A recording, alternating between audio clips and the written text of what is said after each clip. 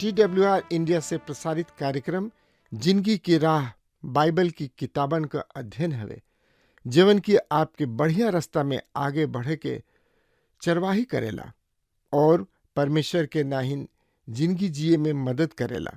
यूहन्ना 1:12 में बतावल गईल बा कि परंतु जितने उनकरा के ग्रहण कैले उ उनके परमेश्वर का संतान होखला का अधिकार दिले, मने उनके जे उनकरी नाम पर विश्वास रखेलें। कृपा करके देखी सुनी ताकि आप साच जिंदगी जी सकी और ओकर प्रयास कर सकी।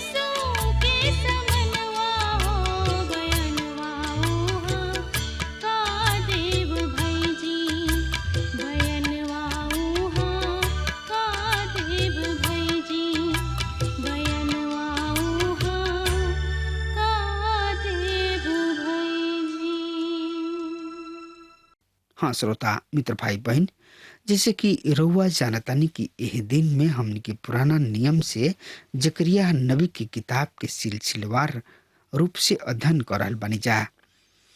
पिछला कार्यक्रम में हमनी के देखले रही जा जकरिया नबी की किताब 11 अध्याय 7 पद से लेके 12 पद तक के।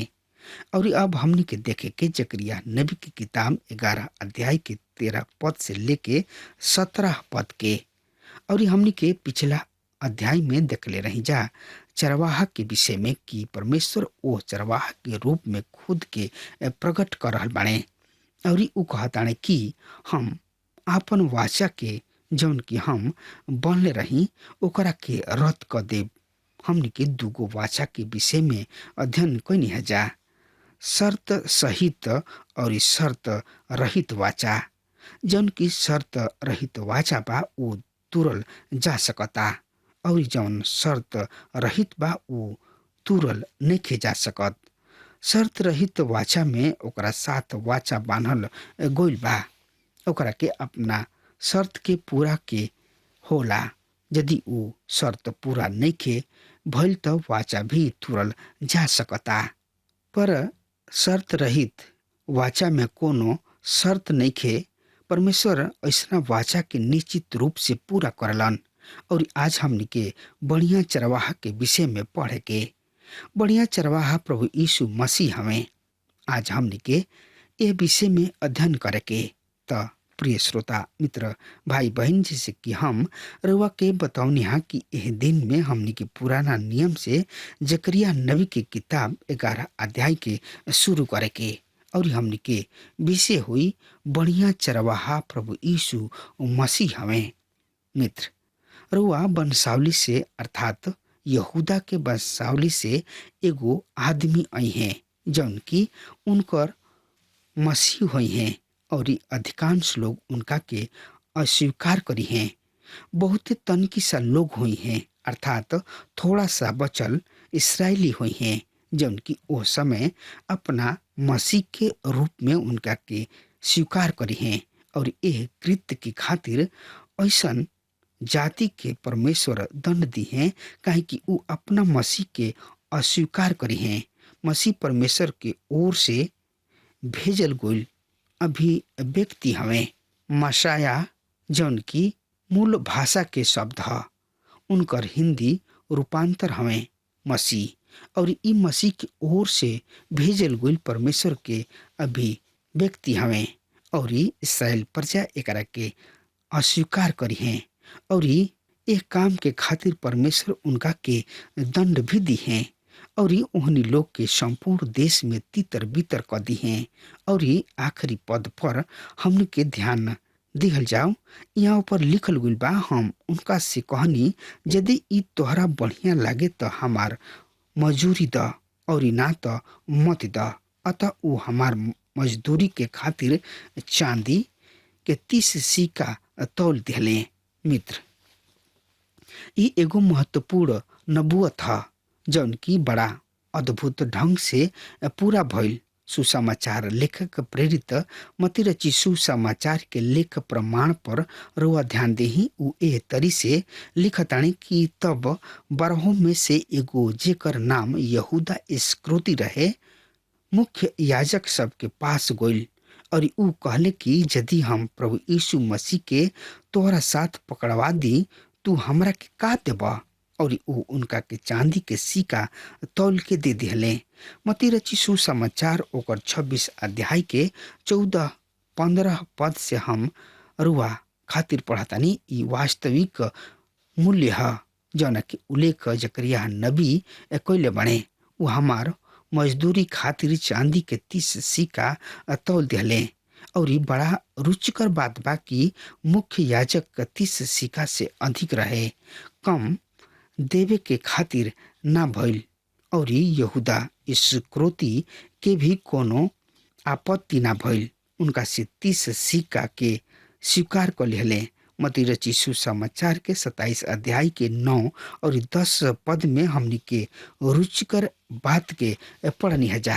वहाँ एह तरी से लिखल गइल बा, तब वो वचन जौन की यिर्मयाह नबी के द्वारा कहल गइल रहे पूरा भइल। उ चांदी के 30 सिक्का खातिर अर्थात उ मूल्य जौन की इसराइल के संतान उनका खातिर ठहरावले रहन और उ ओकरा के कोहार के खेत के खातिर दे दिहले, जैसे कि हमरा के प्रभु निर्देश देले रहन। मित्र, इर्मिया नबी अपना नबूवत में अपना किताब के 18 और 19 अध्याय में कोहार के खेत के विषय में बहुत ही कुछ कह रहल बने।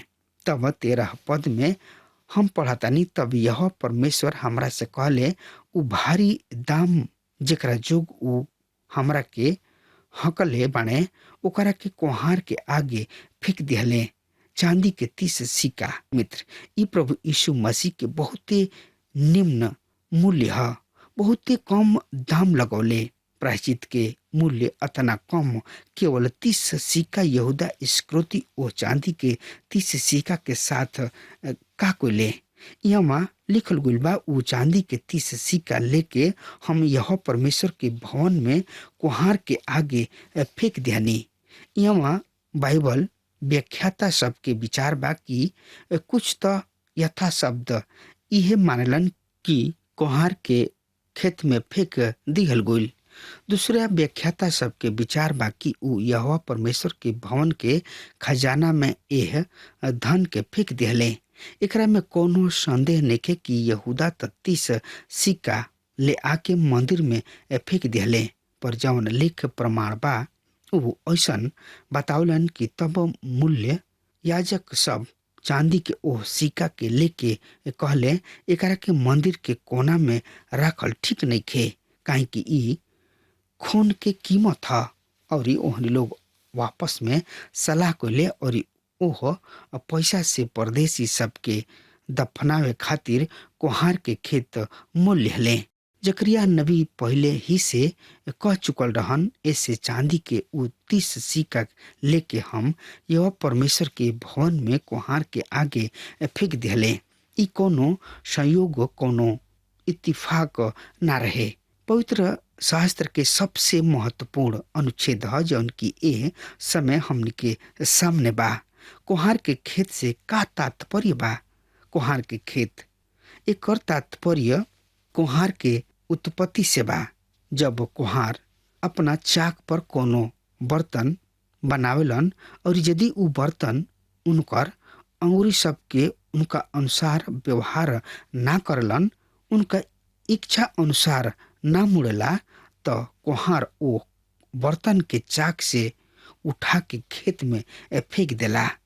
जौन माटी कोहार के अनुसार आके लेबे में आनाकानी करला, कोहार ओकरा के अनुरूपयोगी ठहरा के अलग कर देला।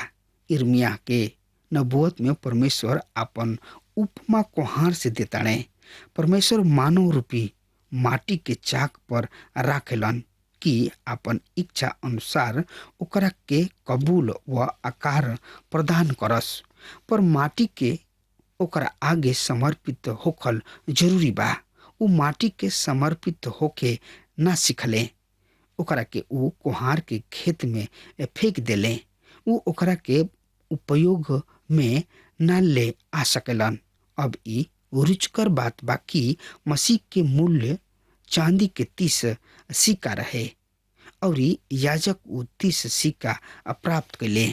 मित्र, उ लहू के यानी कि खून के मूल्य के धार्मिक काम के खातिर प्रयोग ना करे के मामला में बड़ा ही पवित्र रहन।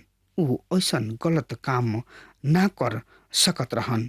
उ तो धार्मिक लोग रहन और उ ए पैसा से कोहार के खेत मोल ले लिहले, जहाँ पर परदेसी सबके दफनावल जा सके।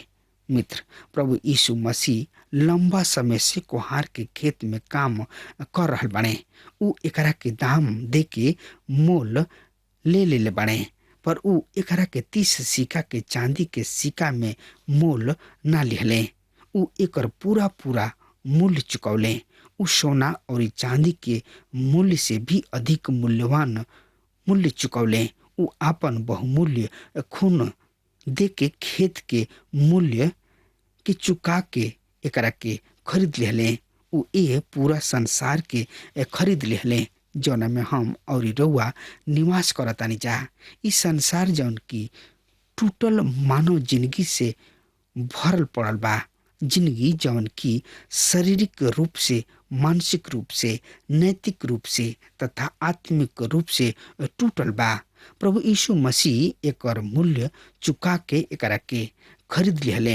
इ महान कुहार प्रभु यीशु मसीह के ओ फेकल गोल माटी के लेके परिस्थिति सबके चाक में रखताणे और ओकरा के आदरणीय पात्र के आकार व स्वरूप दे देताणे। हमहू यानी कि हमनी के यही तरीके माटी है जा, जौन कि संसार के धार्मिक और प्रतिष्ठित लोग धर्म के अगुआ फेंक देले रहन। पर प्रभु यीशु मसीह हमनी के पुनः चाक पर रखले और एगो सुगर बर्तन के रूप दिहले। न केवल रुआ वरन आदर के पात्र बना दिहले, हमनी के अपना पवित्र वचन के शिक्षक बना दिहले। प्रभु के धन्यवाद होके, उनकर स्तुति होके। यद्यपि ये संसार आज प्रभु यीशु मसीह के अस्वीकार करला, फिर भी वो कोहार के एक खेत में सेवा करे में व्यस्त बाणे। चौथा पद में हमनी के पढ़तानी जा, एकरा बाद हम एकता नाम के दूसरा लाठी के भी यहूदा और इस्राएल के भाई चारा के तूरे खातिर टुकड़ा में काट डलनी। मित्र, दूसरा लाठी के दूगो टुकड़ा कोइल प्रकट करता कि चरवाहा और उनकर झुंड अर्थात इस्राएल के संबंध पूर्णतः विच्छेद हो गई, पूरा तरी से दूर हो गई। ऐसा प्रतीत होता कि जब तू हमरा के अतना सस्ता दाम में बेच दिहले और अन्य जाति सबके हाथ सौंप दिहले कि ऊ हमरा के क्रूस पर चढ़ावले, तो हम भी अपन वाचा रद्द कैनी। रोमी शासक टाइटस जल्दी आई हैं और तोहरा के सब विश्व में तितर बितर कर दी हैं। प्रिय मित्र, यहूदी लोग आज भी सब विषय में तितर बितर होके रह रहल बाणे। तब हमनी के अगला विषय होई मसीह विरोधी मूर्ख अथवा निकम्बा चरवाहा। 15 और 16 पद में देखी, यहाँ एक तरी से लिखल गुल बा, तब यह परमेश्वर हमरा से कहले, अब तू फिर से निकम्मा चरवाहा के सामान ले ले, काहे कि देखो हम देश में ऐसा चरवाहा खड़ा करे पर बानी जौन की मरद के देख रेख ना करी हैं, ना भटकल भुलाइल के खोजी हैं, ना घायल सबके चंगा करी हैं, ना हिष्ट पुष्ट के पालन करी हैं, वरन मोट मोट भेड़न के मांस निगल जी हैं तथा ओकर खूर खींचे निकली हैं। मित्र, रुआ जकरिया नबी के निकम्मा चरवाहा के अभिनय करे के बा। एकरा से जकरिया एगो बढ़िया चरवाहा जौन की भेड़न के खातिर आपन प्राण देले, पर उनका के चांदी के 30 सिक्का में शत्रु के बेच दिहल गइल। हाँ, रोमी शासक उनका के क्रूस पर चढ़ा के मार दिहले, पर ऊ क्रूस कौम के बेदी बन गइल, यानी कि जाति के बेदी बन गइल, जहाँ परमेश्वर के निर्दोष मेमना के संसार के पाप के उठा लियल जाए खातिर बलि कइल गइल। अर्थात ऊ इस संसार के पाप सब के प्रायश्चित बन गइल। ऊ एगो बढ़िया चरवाहा रहन जौन की भेड़ के खातिर अपन जान दे दिहले। अब जकरिया ऐसा चरवाहा के पेश कर रहल बाड़े जौन की अपना भेड़न के खातिर जान दे ले। ऊ अपना उद्देश्य के पूरा करे खातिर भेड़न के ही मार डालेलन, ओकर वध करलन, ओकर प्राण ले ले। ऊ दूर भविष्य में प्रकट हुई हैं। मसीह के आगमन तथा मसीही विरोधी आगमन के विरुद्ध एगो अंतराल बा, पर जकरिया के ए में कोनो रुचि नइखे। ऊ ए अंतराल के विषय में कुछ नेखन बतावे जा रहल, काहे कि जकरिया के नबूवत के केंद्र इसराइल के ऊ बचल लोग हमें जौन की बेबीलोन के बंधुआई से पुनः फिलिस्तीन देश वापस लौट के आई हैं। यदि रुआ ऐसा सोचतानी कि जकरिया के दिमाग में कलिसिया के जुग होई तो ई राउर भूल बा। कलिसिया के विषय में जकरिया के कोनो ध्यान नहीं खे। जकरिया के दिमाग में कलिसिया के ध्यान नहीं खे। रुआ बिंदु से भटक सकतानी। यदि रुआ ऐसन सोचब कि निकम्मा चरवाहा कलिसिया के प्रति परमेश्वर के उद्देश्य के पूर्ति के पश्चात अपना गतिविधि सबके शुरू करी है, अर्थात जब कलिसिया बदरी पर उठा लिहल जाई और प्रभु यीशु मसीह कलिसिया के वापस अपना पास बुला ली हैं, ओकरा के लेबे खातिर आ जाई हैं, कलिसिया के इकट्ठा कर दी हैं, ओकरा पश्चात निकम्मा चरवाहा के गतिविधि शुरू हुई। उस समय परमेश्वर के ध्यान 2 बार इस्राएली जाति पर हुई। कलिसिया पृथ्वी पर से हटा लिहल जाई। ध्यान दही ई मसीही विरोधी इस्राएल लोगन के साथ यहाँ एह तरीके व्यवहार करी हैं। जकरिया यहाँ पर बतावताने कि ऊ मुअत के देख रेख ना करी हैं, ना भटकल भुलाइल के खोजी हैं, ना घायल सबके चंगा करी हैं और ना हिष्ट पुष्ट के पालन पोषण करी हैं, वरन मोट मोट भेड़न के मांसु निगल जई हैं तथा ओकर खुर खींच ली हैं। मित्र, ऊ भेड़न के मरी हैं और उहे अपन योजना बनी हैं। ई पूर्णतः विपरीत चित्र है। वो बढ़िया चरवाहा से जौन की आपन भेड़ के खातिर आपन प्राण दंड दिले।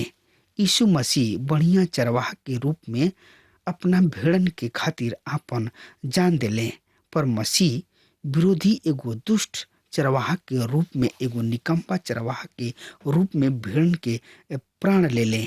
मित्र, आज हमनी के देख रहल बनी जा कि संसार मसीह विरोधी के स्वागत करे खातिर पूरा तरी से तैयार बा।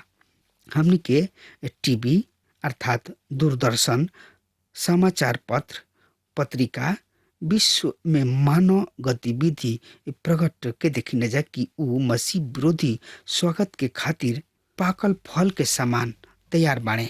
और तब 17 पद में हमनी के पढ़तन जा, हम ओ निकम्बा चरवाहा पर जौन की गला के भीड़ छोड़ जाले, उनका बाहीं पर और दहिना आंख दोनों पर तलवार पड़ी। उनकर बाई पूर्णतः सूख जाई और उनकर दहिना आंख आनर हो जाई। निकम्बा चरवाहा से तात्पर्य बा अयोग्य चरवाहा, जौन की महत्वहीन और धोखाबाज बा, विश्वास के जोग नइखे। निकम्मा चरवाहा से भेड़न के कोनो लाभ ना हुई। अब चूंकि इस्राएल बढ़िया चरवाहा के ठुकरा दिले, उनकर बहिष्कार कर दिले, ऐसे उन्हें ये निकम्मा चरवाहा के सामना करे को हुई।